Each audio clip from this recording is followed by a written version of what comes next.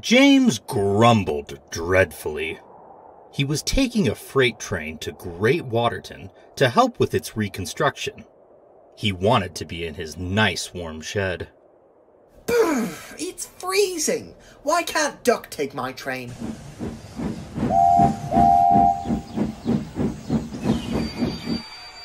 I've got my own work to do. This is an important train, James. Great Waterton needs to be finished in time for Sodor Day. But it's a blizzard out here.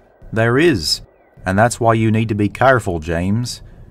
The signals might be frozen, but if you run into trouble, the trucks know the way. James rolled his eyes. He had no such intention. He took to his train. Scruffy and Hector were both a part of it. If you need any advice, James, I'm happy to help. Oh yeah, I'm sure.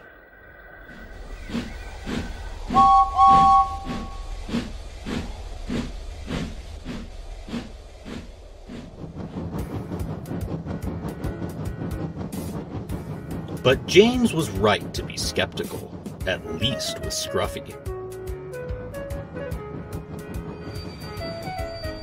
Tell your driver to change the points, James.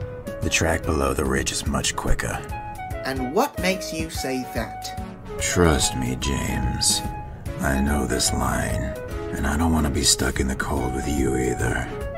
Take that shortcut, and soon you'll be far away from me, all cozied up in your nice warm shed. James was reluctant, but he did want the job to be finished. He asked his driver to change the points, and the train carried on. Just ahead was a rock slide blocking the path. James skidded to a stop. Grr, you tricked me, Scruffy. Make no mistake, I won't be listening to a truck's advice ever again. I'm sorry, James. There is a shortcut, but it's further ahead. But now James was too cross to listen. He reversed back to the main line and continued as planned. Really, James? The next left turn is a quicker route to Great Waterton. Forget it, Hector. Trucks can't ever be trusted. I've known this all along. There's enough stories about the lot of you. What do you mean? Ha! You're Hector the Horrid. You shouted at engines when they tried to shut you and told them to keep away. And you're no better, Scruffy.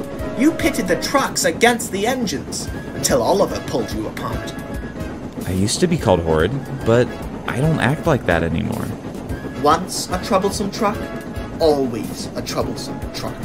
Are you any better, James? You bumped coaches and broke a hole in their brake pipe. Well, And you called Toby and Henrietta dirty objects. But And you crashed into a field on your first day. Alright, fine. I've made mistakes, but you're just as troublesome as ever, Scruffy. He may be, but I'm not. Suddenly, they came to a red flag near a signal box. It must be too dangerous to pass through. I think we'd better pull off and wait until morning. Oh, come on.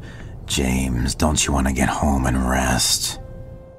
James didn't want to listen to either truck, but he had to make a choice. Just drop us off at Great Waterton and you'll be asleep in your shed before you hit the back buffers. James sighed. He had made his decision. He pulled the train into a siding. James's crew took shelter in the signal box, and James's train waited until sunrise to continue the journey. Sure enough, the consist arrived at Great Waterton safely.